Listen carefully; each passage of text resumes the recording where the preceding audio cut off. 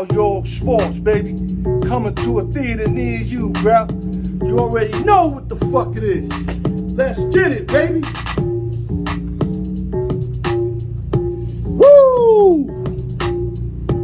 Put a little flashback on my pitching days, bro.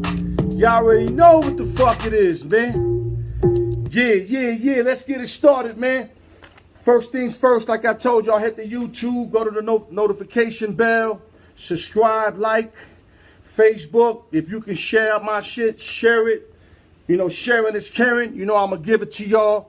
You know, you work with me, I work with you, man. We both, you know what I mean? I'm not saying we both need each other, but we'll like to help each other. That's the best way to put it, man.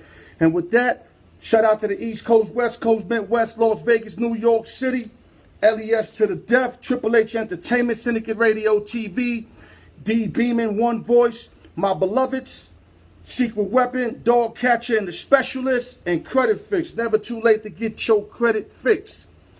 Inbox me, IG me, email me at al.newyork@yahoo.com.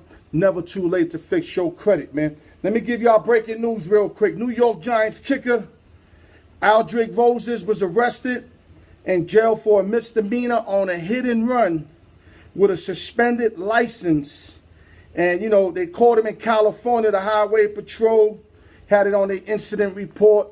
I mean, how you an NFL player and you hitting and running? That's already a bad case scenario. But that happens usually when you're in a bad team and a bad foundation. And right now, that's where the Giants are. They know Bill Parcells or Coughlin run Giants no more. They like a zoo over there in New York, man. In other news, San Antonio Spurs. Greg Popovich calls out Roger Goodell. I think this was beautiful. Thank you, Pop. Somebody had to do it. For caving to Donald Trump in the past on the issues of players protesting during the national anthem. A smart man is running the NFL and didn't know the difference between the flag and what makes our country great. Great point, Popovich. Right to the point, as always. Called out Roger Goodell. I told y'all Roger Goodell is suspect. I've been notified y'all on that. In other news, we're going to jump right into the UFC real fast. Dana White announced the trilogy bout between heavyweight champions Stipe Miocic, who's 19-3, versus Daniel Cormier, who's 22-2. Both of them split the first two decisions. This is the trilogy set for August 15th, and Cormier, 41, has said that this is his last fight before retiring. Should be a great show for UFC. Dana White and Daniel Cormier and company. Make sure y'all tune in August 15th. In other news, fastest, quickest minutes of sports. So much to do and so little time, so let me keep it pumping. A small number of Dallas Cowboy players have tested positive for the coronavirus, according to multiple sources. And the source said a few Houston Texans have also tested positive. And the Cowboys, Ezekiel Elliott is the biggest name that have been tested positive for the corona. But Ezekiel is saying that he's feeling great, whatever that means. He's got the coronavirus, but he's feeling great. You ask me, it hasn't kicked in yet. Get that fixed, and I keep telling y'all, man, I'm not rushing this sports thing. They decided to go with it, and this is what you're going to go through. In other news, the San Francisco 49ers, this is something that I agree with. A lot of people don't agree with it, but they extended Kyle Shanahan's contract to 6 years. He had 3 years left, so basically what they did, they added 3. But it's 6 because it's more money and every year with the new 6-year deal. So, you know, he still got 3 years. You know, he had 3 years left. But like I said, every year now he's going to get more money because it's a new done contract. Salute to Shanahan. He deserves it. His knock is that, you know, he don't know how to, you know, mess with his timeouts and his call playing. Like, you know, the calls he's making late in games are horrible. And for a guy who's so intelligent, somebody's going to have to help him fix that because he lost basically 2 Super Bowls because of that. with the Atlanta Falcons when he caught all those plays offensively because he was the offensive coordinator. And then, in the Super Bowl with the 49ers, which he took over the play calling. So, Shanahan, you got to nip that in the butt. Beside that, you bring a whole new, thing to the NFL, which is exciting. I love the offenses you set with everybody moving. I mean, it just makes the NFL so much fun. It's like a way better version of the Chip Kelly style of offense. Why is it a way better version? Because it's executing and it puts points up. Unlike Chip Kelly when he went to the NFL, that stuff he did in Oregon did not carry over to the NFL and did not work. So salute to Kyle Shanahan, your new contract, and hopefully your Niner Gang peoples is happy, man. In other news, let me get to other news. Okay, the Philadelphia Eagles standout right guard Brandon Brooks said Monday that he tore his left Achilles tendon. Damn, that's bad. And said on Twitter that he'll be back better than ever. I mean, what else he supposed to say? But that's a big loss for the Eagles because Brandon Brooks was a key member of that offensive line, and they lost a key member of that line. Another NFL updates, Colin Kaepernick, in conversations with Mike Greenberg, ESPN, the Return of Sports Special, Goodell said it would be up to the teams to sign Colin Kaepernick, obviously, and said that he welcomes Kaepernick's voice on discussions of social issues, and basically he's encouraging teams to sign Colin Kaepernick. You could have done this a long time ago, bro. This is why I don't understand Goodell, and I'm not feeling Goodell. And, now I know why. Now I know why James Harrison and all these guys were really going in on him. I thought it was Harrison and them. I thought there was something wrong with them. But the more I figure out about this dude, the more I know what kind of dude he is, and the more I know that Harrison and them were keeping it 100%. Roger Goodell, you're a sad case, bro. I don't care how much money you got. You ain't a man of your word, and I see how you move. First of all, you was listening to Trump instead of listening to what you thought was the right thing to do. That's where you fucked up at from the beginning. All right, another news. Major League Baseball has reached $1 billion contract with Turner Sports. Wow.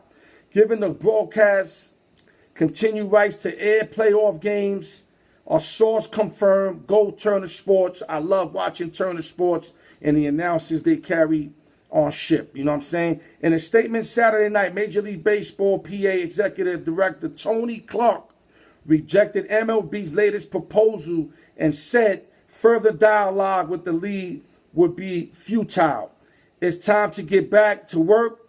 Tell us when and where so we can get back with it. And MLB, y'all got to get this fixed out if y'all going to have a season. If not, y'all not going to have a season. That's just straight up and down. And like I said, I'm with whatever, but you got people you already told you was going to start this baseball thing again. Everybody's anxious. Don't sell people dreams. If you wasn't going to do this, if you wasn't going to do the league this year, fine, you should have called it out from the beginning. But now that you got everybody all amped up and now y'all can't reach on an agreement, get that fixed, today, or if y'all got it done early and I didn't see it, or you're going to get it done by the end of the weekend, get this deal done. You got the prorated salaries and all that. Get this done if y'all going to get baseball going, because the more you wait, the less games we're going to have. And in baseball, you got to have at least 70-something games in a 162-game series. That's just my opinion, man. Now to the big topic. Like I told y'all, every week when I put out that player versus player, I'm going to take it to another level and discuss who I like on air so I can take it to another level, because like I said, you got leashes that leech on to your style. And, so now you know what? You want to leech on? Then leech on. Do what I'm doing now. Go live, talk to the peoples, and explain why you're doing what you're doing and who you like and what you're doing. Don't just live off somebody's shit. Don't do that. Okay, real quick, I posted Miguel Cabrera, a.k.a. Miggy, versus Albert Pujols, a.k.a. The Machine. Let me go real quick through some numbers. Miggy got almost 9,000 at-bats, 2,800 hits, 477 home runs, batting average is .315, 1,429 runs scored, almost 1,700 RBIs, .392 on-base percentage. Two-time MVP, of course, the Triple Crown that hasn't been done in years. That was incredible, that Triple Crown. 11-time All-Star, 2003 champions with the Florida Marlins where they upset my Yankees. 4-time batting title. And, you know, this guy's a real great hitter, and I'm going to talk a little about him after I give you Pujols' numbers. Albert Pujols got almost 1,100 at-bats, 656 home runs, 300 batting average, 1828 runs scored, 2,075 RBIs, 114 stolen bases, and an on-base percentage of 379. Three-time MVP, Rookie of the Year, 10-time All-Star, 2-time chip winner, 2-time Gold Glove, batting title, and the National League Championship Series MVP. So these are, to me, guys that are very similar. Pujols got better numbers because he's 3 years older. So I think he played about 3 or 4 years more. I don't got the exacts on that, give or take a year.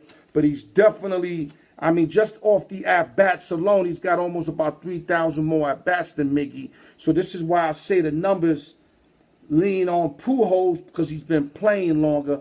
But if Miggy can stay healthy and, let's say, play as long as Pujols, like I told my boy Humpty, I think the numbers will be real close when it's all said and done.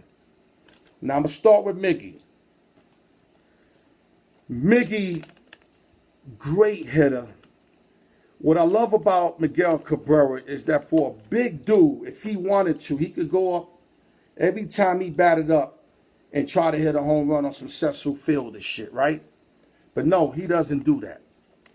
To me, what makes Miggy so a great hitter, with 2 strikes, he shortens his swing, and he's a master in taking the ball to right center, right field, fighting off 2-strike pitches that makes it almost impossible to pitch to him, not to mention Miggy's got a great eye. So when you put that combination together, it frustrates pitchers because they make great pitches on him, and he either fouls it off or takes it to right field for a single. Not to mention he could turn on any pitch he wants. 315 batting average ain't for making cookies. This guy is a pure hitter. I love me some Miggy. He killed my Yankees on numerous occasions. And you know, Miguel Cabrera is definitely a Hall of Famer in my book. Defensively, he's at best average. I like him playing first more because he doesn't have to be, you know, he doesn't have to show you so much ability at first as if he's playing third. Third, he's got to move around a lot. He's a little too heavy, a little too old. But at first, he's perfect. He makes all the plays to him. There's nothing special about his defense. He just makes the plays. But Miguel Cabrera is definitely a Hall of Fame in my book. Great hitter. Now we're going to shift to Albert Pujols. Years he had in St. Louis were remarkable. They called him the machine for a reason. The guy, for a 5-year period there, to me, was the greatest hitter in the game. I mean, he had a 5 years over there that were insane. I mean, when you talk about locked in, when this guy was locked in, he was locked in. Pujols could turn on any pitch at any moment. He can hit the ball opposite field, but he does occasionally. He's more, you know, Pujols like to really get a good swing on every, you know, on every opportunity he gets. But when he was locked in, he couldn't miss a pitch. Hit some big home runs. The biggest home run that comes to me immediately was the one he hit in Houston off Brad Lidge in the playoff game where he smoked that ball, man. I mean, when you talk about Brad Lidge threw him a curveball, I think it was on 0-2 or 2-2. Pujols was sitting on it. I never in my life seen a ball. I mean, McGwire had one too. I think when McGwire hit the 62nd home run, he hit that such on the line drive that I never seen a ball leave out the park as quick as that home run. But I have to put Pujols at number 2 with the one he hit off Brad Lidge, because as soon as he connected, he got all of that shit on a breaking ball. And when you talk about smoking a home run in the playoff game, that's exactly what Albert Pujols did. And You know, these guys are great. He's got 2 World Series.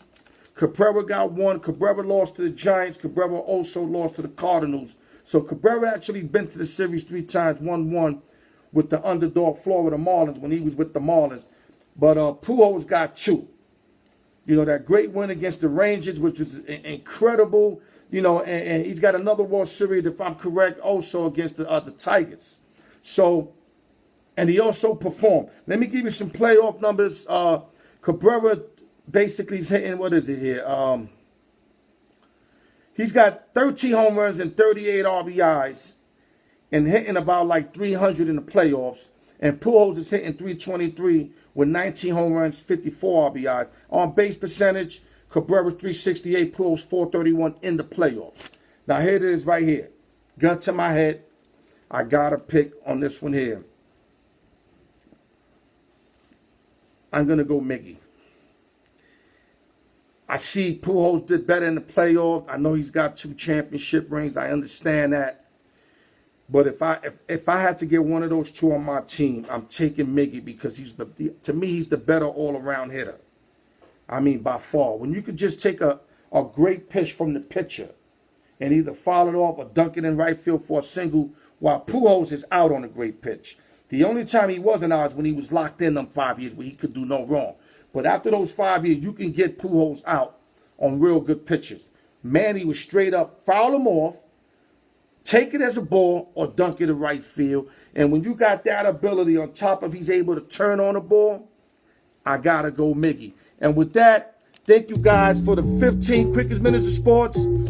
I always go over, give or take a minute. Remember, this Friday, every Friday, we doing open sessions. And I want to thank everybody who's been participating on the open sessions because I got a lot of good views. People was loving the phone calls, loving the questions, loving the knowledge. And let's continue to ride that momentum, peoples. And like I said, I couldn't do this all by myself. Jordan couldn't win a championship by himself. I can't do this by myself. So I need y'all help to make this happen. And with that, God bless y'all. Salute y'all. And I love y'all. Al York Sports. Love y'all motherfuckers, man. Let's get it.